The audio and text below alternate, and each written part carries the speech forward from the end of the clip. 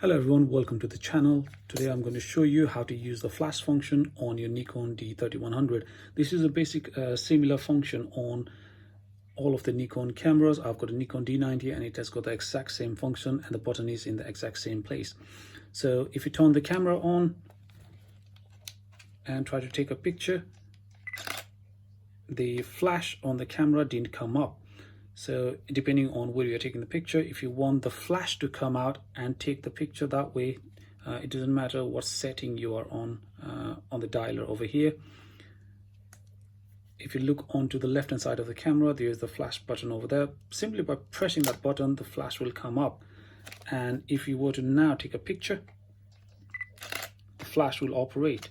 So this is how you can take a picture with flash on a Nikon D3100 camera, guys. And if you have pushed it accidentally, all you have to do is press it and then take the picture. There you go. And that's how you activate the flash on your Nikon D3100. Guys, again, thank you very much for whoever have already subscribed to the channel. Every subscriber helps.